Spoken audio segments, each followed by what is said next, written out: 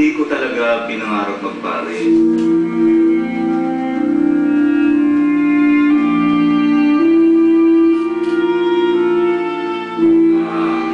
Talagang naramdaman ko lang na tinawag ako ng Diyos, kaya ako nagpare.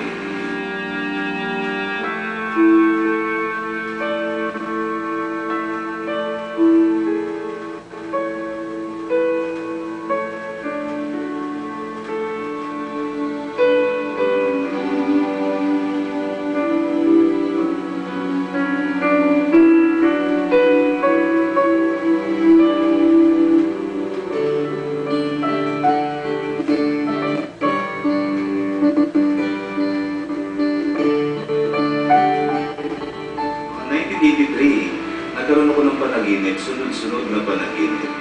At yung panaginip na yun, pag pinag-ugnay-ugnay mo, parang isang kwento. Doon sa panaginip na yun, may isang lalaki, may hiwagang lalaki, na nakadamit pastol.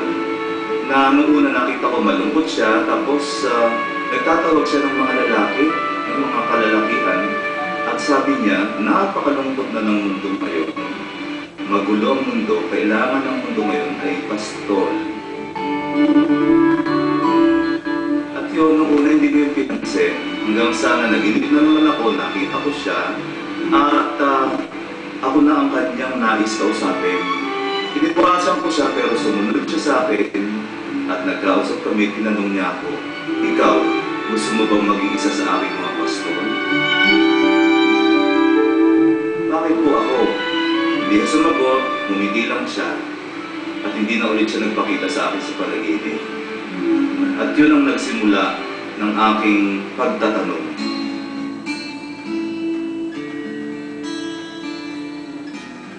Dumating sa punto na napagod din ako sa kakatakbo.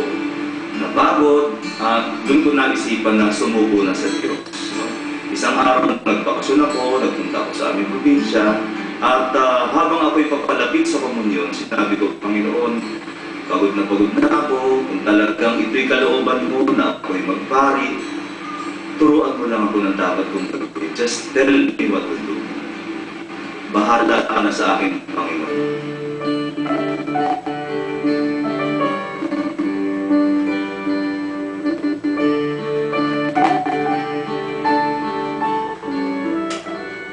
Isang araw sa opisina, isang barkada ko ng college ang tumawag sa akin.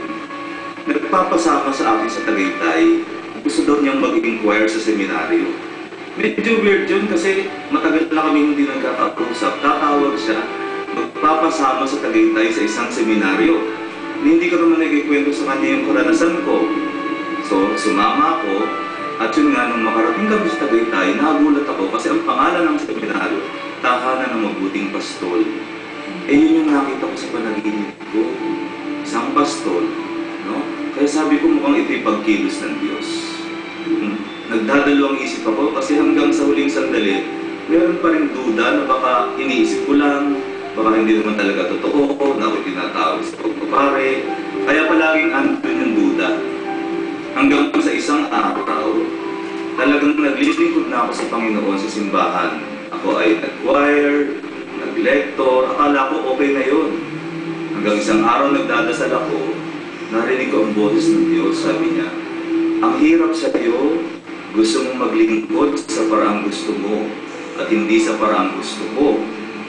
Doon ako napahiya sa Diyos, natauhan ako, at mula noon, talagang nagdesisyon ako na talagang magpapari na ako. Talagang nakumbinsi ako na yun ay kalooban ng Diyos at hindi akin lamang kagustuhan.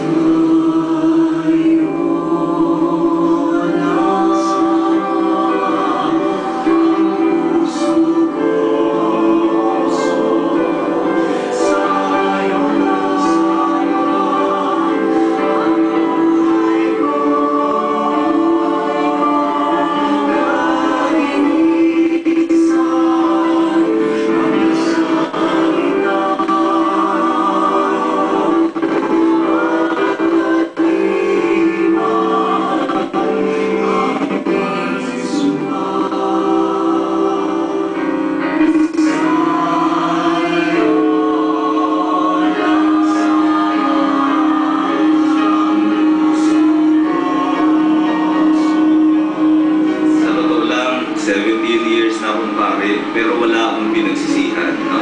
At kung sakali mong ako'y isisilang na muli at tatawagin muli ng Diyos na magpari uli ako.